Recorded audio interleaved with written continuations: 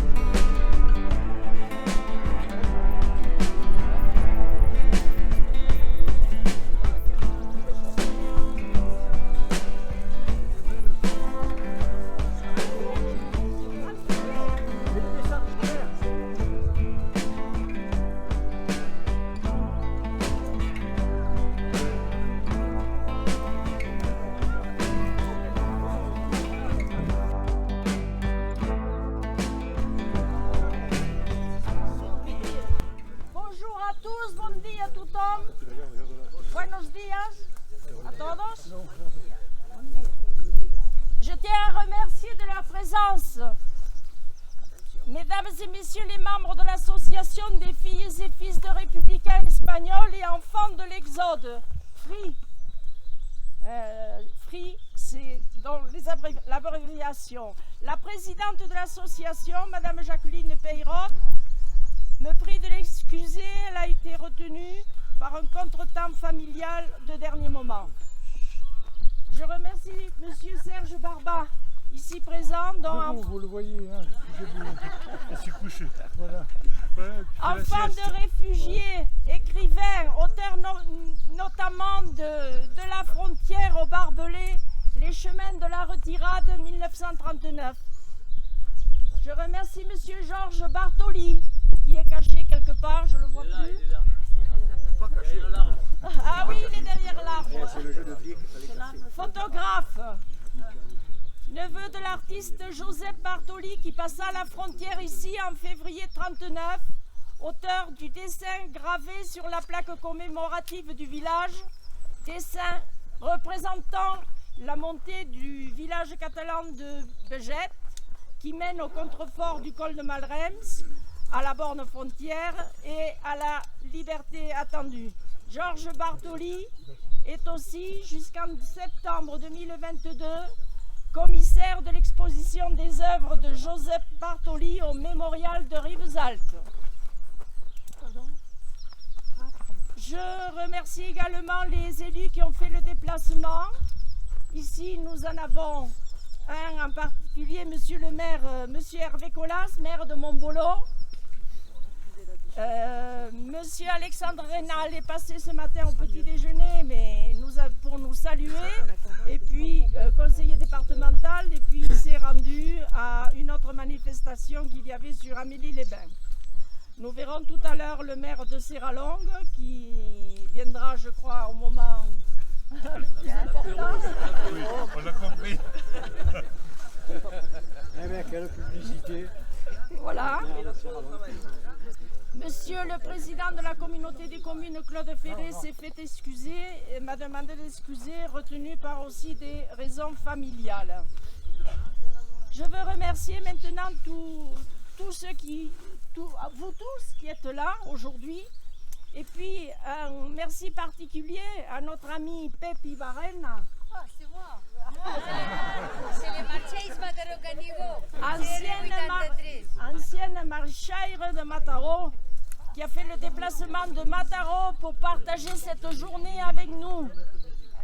Pour la situer, je voudrais dire que des années 2002 à 2016, l'association de randonnée locale Alzemix dans le Camino del Nord, en lien étroit avec les marchaires de Mataro, avait pris l'habitude de commémorer cet exil par la marche sur ce chemin de Malrem et diverses autres actions pour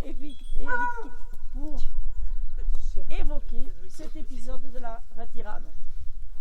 Merci donc à ceux qui sont venus de l'autre côté de la frontière, monsieur Raoul Weiss,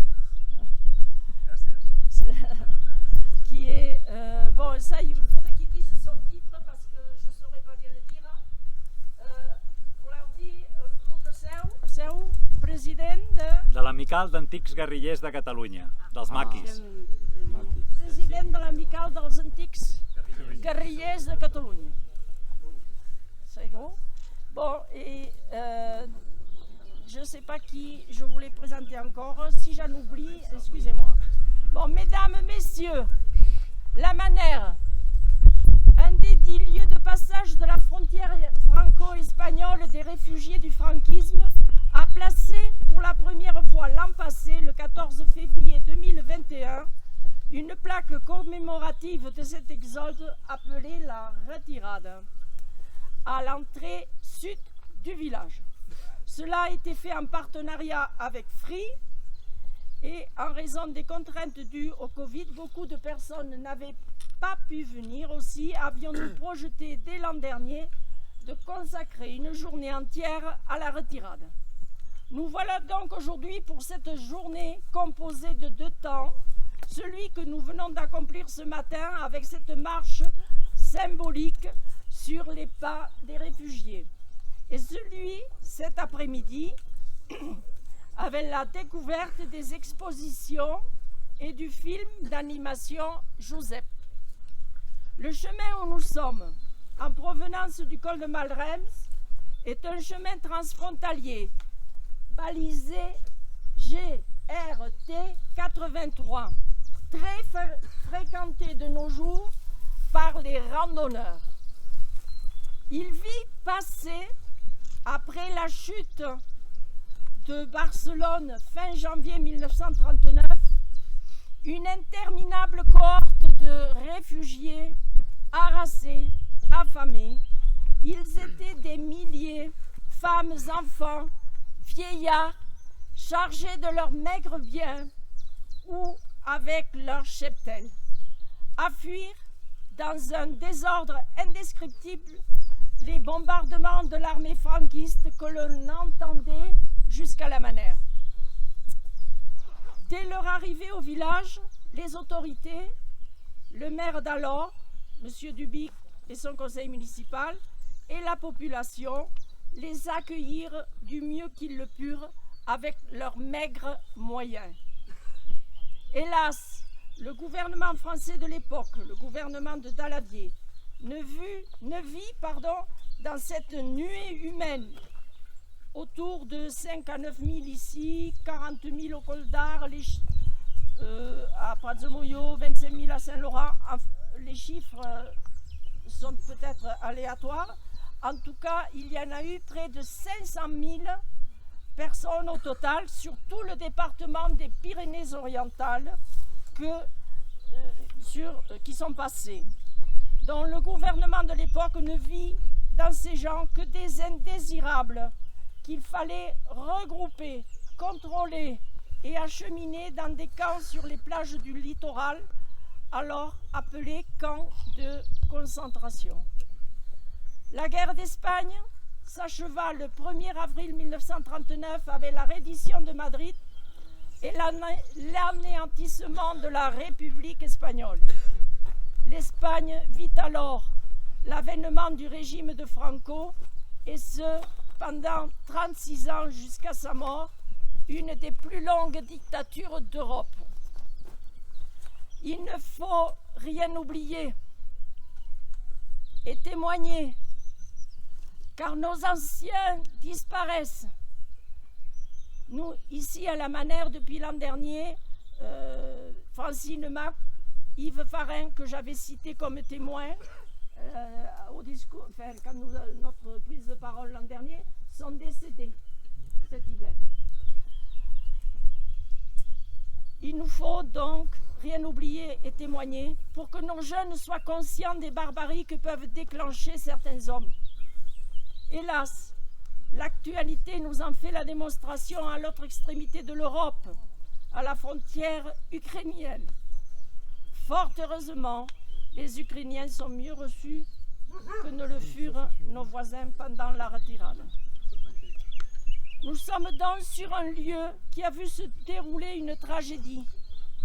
Et c'est pourquoi nous tenons à ne pas laisser sombrer dans l'oubli ce moment de l'histoire de notre village et à poursuivre notre devoir de mémoire. Pour contrer, résister et dépasser la folie meurtrière de certains hommes, fort heureusement, l'être humain a su créer des œuvres d'art pour témoigner, pour faire face. Et l'on peut dire, comme l'exprime un autre dessinateur bien connu, Philippe Geluck, on peut dire que l'art est une arme de distinction face à la barbarie. Le dessin, la photo, l'image animée, le film sont autant d'expressions artistiques que nous avons voulu mettre à l'honneur aujourd'hui dans le programme de cette journée pour témoigner et donner sens à ce que fut la retirade et ses conséquences. Les marcheurs qui sont allés jusqu'au col de Malrem ce matin ont vu la borne 521 qui matérialise la séparation géographique entre France et Espagne. C'est cette borne que nous voyons dans le dessin de Josep Bartoli, borne qu'il a fixée sur son témoignage graphique avec l'inscription France et non 521, car elle représentait pour lui et ses compatriotes d'infortune la mise à l'abri du rouleau compresseur franquiste et l'espoir d'une vie libre. C'est la même borne frontière que nous verrons cet après-midi au début du film d'Aurel, Joseph, retraçant cet épisode tragique des exilés fuyant la barbarie pendant cet hiver 1939. Ici, nous sommes sur le lieu-dit Plat de la Combe, à mi-chemin du col de Malrem. Plusieurs éléments nous ont conduits à choisir cet endroit pour matérialiser un espace commémoratif. Ici, les quelques pâturages un peu plats que l'on devine jusqu'en dessous, longés par la rivière, permettaient aux réfugiés de se reposer un peu et aux animaux de paître et de s'abreuver. Nous avons une photo de ce lieu prise à ce moment-là par un habitant du village, M. Font, oncle de notre conseiller municipal, Claude Font, représentant des animaux qui avaient suivi le même chemin que les hommes par cette frontière et qui furent ensuite, pour beaucoup, abandonnés dans la montagne ou capturés pour être abattus. De plus, il y eut sur ce sentier la mort d'un exilé qui fut transporté et enterré au cimetière du village. Il était originaire d'Aragon, dans la province de Huesca. Actuellement, un enseignant-chercheur de l'Université d'Avignon nous a sollicité à son sujet, dans le cadre d'un travail de recherche, pour répertorier tous les morts de la retirade dans les sentiers de nos montagnes pyrénéennes. Je profite de cet instant pour remercier l'éleveur qui utilise ces pâturages et qui nous a permis de positionner cette stèle, tous les bénévoles, les agents communaux, Jordan et Paul, et l'équipe municipale des messieurs, avec le premier adjoint, Jackie Pujol, en chef de chantier, qui ont œuvré pour nettoyer, débroussailler, préparer cette petite plateforme portant la plaque que nous allons découvrir. Il a fallu apporter sur place les débroussailleuses, tronçonneuses, bêches, ciment, truelles, et j'en oublie. Je remercie aussi tous les membres de la commission municipale culture, histoire et patrimoine sous la direction de Gérard Cuvillier, deuxième adjoint, les conseillers Claude Font et Jean-Paul Lailly, ainsi que ceux de la commission d'animation, les conseillères Pierrette Desmoulins et Séverine Margalef, qui se sont dévoués pour l'organisation de cette journée. Nous espérons que l'événement de ce jour, sous toutes ses facettes culturelles, confortera le dire de l'artiste multidisciplinaire Maxime Gralet, la culture est une arme de paix. Sans tarder, donc, je vais passer la parole à Serge Barba. Avant nous découvrirons ensuite la plaque et ensuite nous nous retrouverons au village pour l'apéritif offert par la municipalité et chacun pourra sortir son pique-nique avant d'admirer les expositions et le film à la salle polyvalente du village. Merci à tous de votre attention.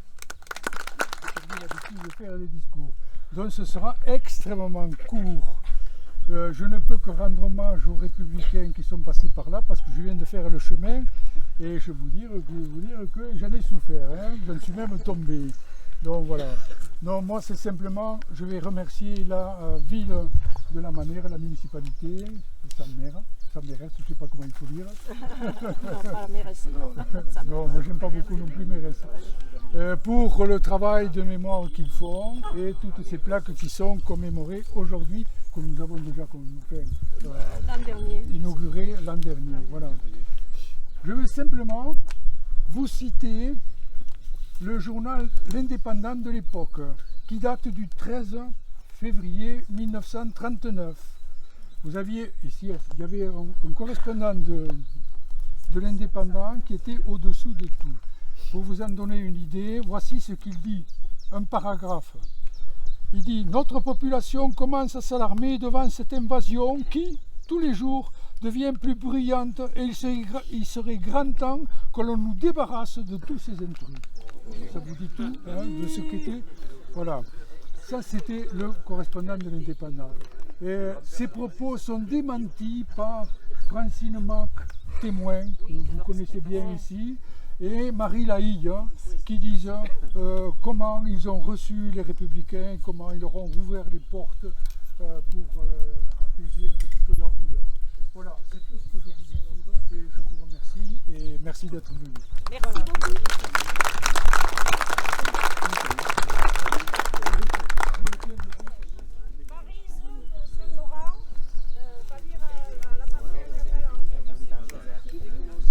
Fi déjeuner i principi de febrer 1939, centenars de civils van passar el coll de Malrems fent seguir amb ells cavalls, vaques, ovelles i altres animals domèstics. Fugint els bombardeigs i exaccions de les tropes franquistes, aquests civils, molt sovint pagesos, pensaven així salvar llur bestiar. És aquí, al Pla de la Coma, que van reagrupar llur ramat i que van descansar abans de baixar al poble de la Manera.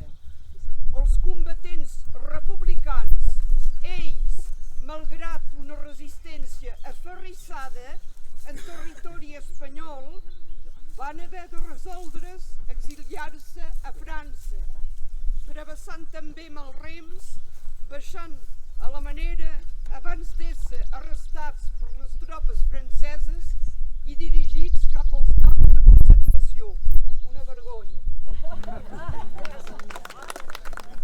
Finales de enero y principios de febrero de 1939, centenas de civiles pasaron por el col de Malrems llevándose con ellos caballos, vacas, ovejas y demás animales domésticos. Huyendo los bombardeos y las exacciones de las tropas franquistas, esperando así, siendo a menudo campesinos, salvar su ganado. Aquí en el Pla de la Coma es donde agruparon sus ganados y descansaron antes de bajar hasta el pueblo de La Manera. Los combatientes republicanos, en cuanto a ellos, a pesar de su resistencia ardua, no tuvieron más remedio que tomar el camino del exilio para Francia, cruzando el col de Malrems hasta La Manera, antes de ser detenidos por las tropas francesas y dirigidos hacia los campos de concentración. Una vergüenza. Una vergüenza.